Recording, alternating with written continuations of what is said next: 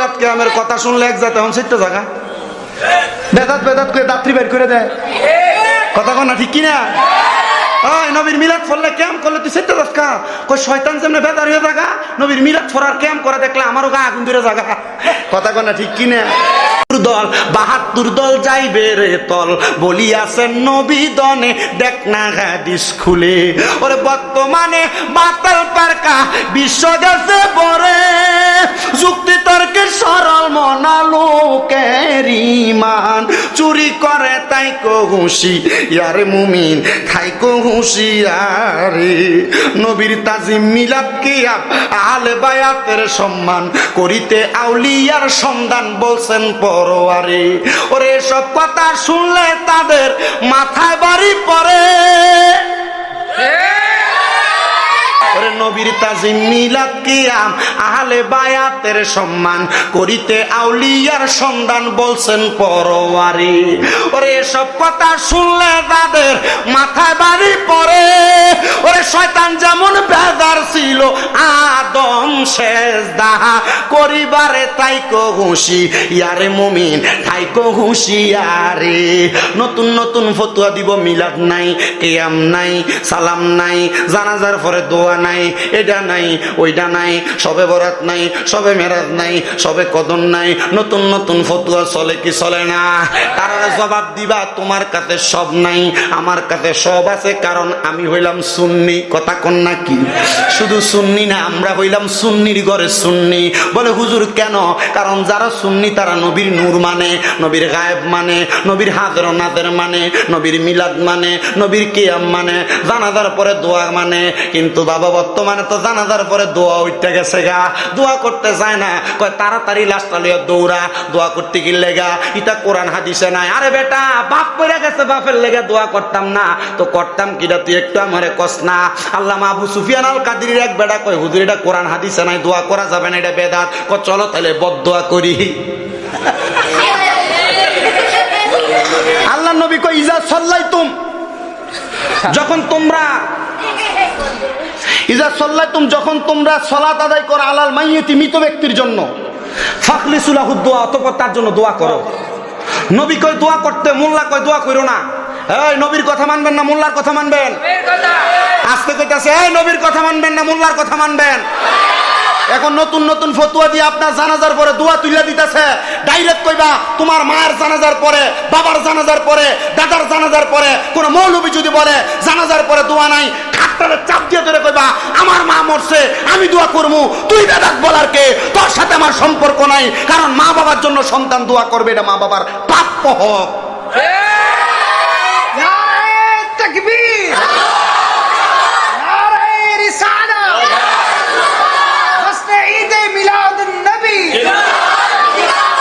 হ্যাঁ কয় 60 দিন না করা বেদাত হ্যাঁ কয় 40 দিন করা বেদাত কিন্তু বিরিয়ানিটা আইন দেয় আর মাদ্রাসা দিয়ে দিলে এটা বলে দাঁত তখন যায় কথা কন না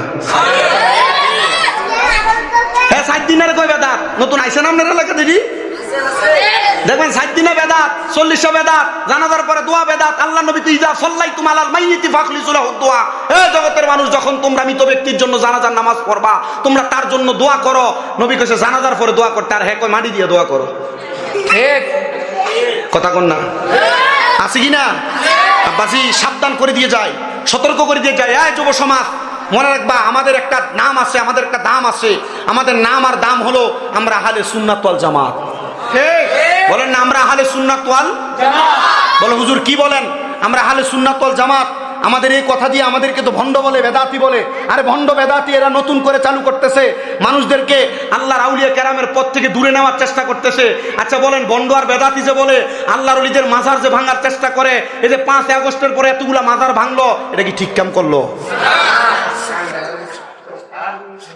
আচ্ছা মুরব্বী আপনি কোন তো আমরা বাপ দাদা 14 গোষ্ঠীর যে আমলটা আসিল এটাতে মুসলমান পূর্বের আমলে আসিল না আমরা ইসলাম শিখিয়ে দিছি হযরত শাহজালাল ইয়ামিনী কথা কয় না আমরা ইসলাম শিখিয়ে দিছি হযরত শাহপরানী ইয়ামিনী আপনাদের সোনাকান্দার হুজুরা যেদিকে আইছে এরা তো দুই একটা রেজবির মুরিদও আছে দেখা যায় আছে না অন্যান্য দরবারের মুরিদ আপনারা আছেন না অনেকে এই আমরা যে আল্লাহর ওলিরা জীবনে কইছে যে নামাজ পড়ো না? পীর মাশায়েখরা কোনোদিন কইছে তোমরা আমরা সেজদা করো? পীর মাশায়েখ কোনোদিন কইছে মাজারে সেজদা করো?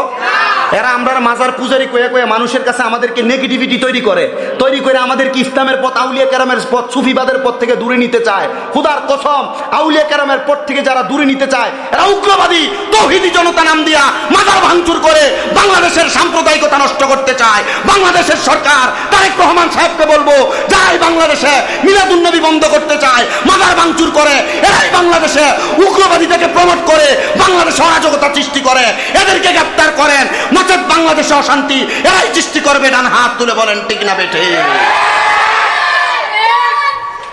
আউলিয়া কেরামের মাজার ভাঙ্গো, যার উসিলায় সিন্নি খাইছো মোল্লা চিনো না? ফরনে দুটি খুলে লুঙ্গি পরাইছো অলিরা, এই অলির মাজার ভাঙতে যায়। হ্যাঁ, আচ্ছা কোন মানুষ যদি বিধর্মীয় হয়, আপনার কি কইছে তার মরার পরে তার লাশ তুলে জ্বালায় দেন? পাইছো কো? পাইলা কই? নতুন ইসলাম শিখাও আমাদেরকে।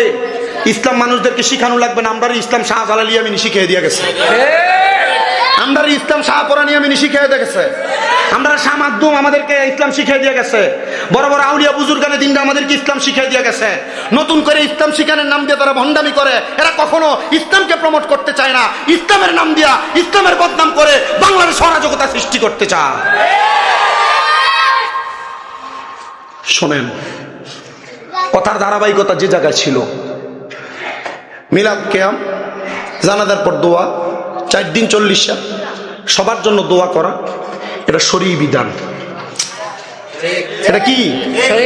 যারা এগুলাকে নাজায়েজের নতুন ফতুয়া দিয়ে আমাদেরকে সরায় নিতে চায়, এরা কখনো বাংলাদেশের মানুষকে ইসলামপন্থী বানাতে চায় না, ঠিক কি না? তো কথা কোথায় ছিল মনে আছে আপনাদের? কথা ছিল নবীজির আম্মাজান সন্তান জন্ম দেওয়ার পর, মানে নবীজিকে জন্ম দেওয়ার পর নবীজির আম্মাজান উনি ওনার চোখের আলো দিয়া উনি কত দূর দেখছেন? সামদেশ দেখছে, সামদেশ। আচ্ছা, এটা কি নবীজির আম্মাজানের পাওয়ার না নবীর নূরের পাওয়ার? নবীর নূরের পাওয়ার। তো নবী নূরের কথা বলছেন কে? আল্লাহ। বলেন বলছেন কে? কোরআন শরীফ কদ জাআকুম মিনাল্লাহি নূর ওয়া কিতাবুম মুবিন, তাফসিরে জালালাইনের তাফসিরে বলছে এই নূর হইল আমার নবীজি। সুবহানাল্লাহ, সুবহানাল্লাহ কর। নবীজিকে আমাদের মতো সাধারণ দোষে গুণে ভরা মানুষ বললে যে নবী সংসার করছে, আমরা সংসার করছি, নবী বিয়া করছে, আমরা বিয়া করছি, নবী ছেলেমেয়ে হয়েছে, আমরা ছেলেমেয়ে হয়েছে, নবীজি প্রস্রাব পায়খানা করছে, আমরা প্রস্রাব পায়খানা করছি, তার মানে নবী আমাদের মতো মানুষ, এটা বললে ঈমান থাকবে না। কথা কি বুঝতে পারছেন আপনারা? অসুবিধা হচ্ছে আপনাদের? তো নবীজির আম্মাজান কয় আমার সন্তান যখন আগমন করছে, নবীর দাদা আব্দুল মুত্তালিবকে আমি 2টা জিনিস, 3টা জিনিস, 4টা জিনিস, 5টা জিনিস, অনেকগুলা জিনিস দেখলাম। বলে কি দেখছেন? বলে নবীর জন্মগ্রহণ, নবীর আগমনের সাথে সাথে আমি দেখলাম মক্কার বড় বড় যে পাহাড়গুলাতে গাছ ছিল, এই গাছগুলা ছিল শুকনা, নবীর আগমনে নবীর নূরের পাওয়ারে গাছগুলাতে পাতা চলে আসছে। আমি তাকে দেখলাম নবীর আগমনের সাথে সাথে যে নদীতে পানি না এই নদীতে পানি চলে আসছে। আমি দেখলাম যে গাছে ফুল আর ফল নাই এই গাছে নবীর আগমনের পর পর ফুল ফল চলে আসছে। যে উটনিগুলার বুকের মধ্যে দুধ ছিল না, বেড়া বকরি গুলাতে দুধ ছিল না, দুধ চলে আসছে। সুবহানাল্লাহ। এটা একমাত্র নবীজির আগমনের পাওয়ারে। এই নবীজির আগমনটা হইল নবীর জন্মদিন। নবীজির জন্ম যেই দিন হয়েছে এই দিন মারহাবা কোন বলে ঈদে মিলাদুন নবী সাল্লাল্লাহু আলাইহি ওয়াসাল্লাম। এটা বলো কেন? ঈদ মানে খুশি, মিলাদ মানে জন্মান, নবী মানে নবী। ঈদে মিলাদুন নবী মানে হলো নবীর জন্মের খুশি। আচ্ছা, নবীর জন্মে বেদার হয়েছেন এমন কোন উম্মত আছেন এখানে?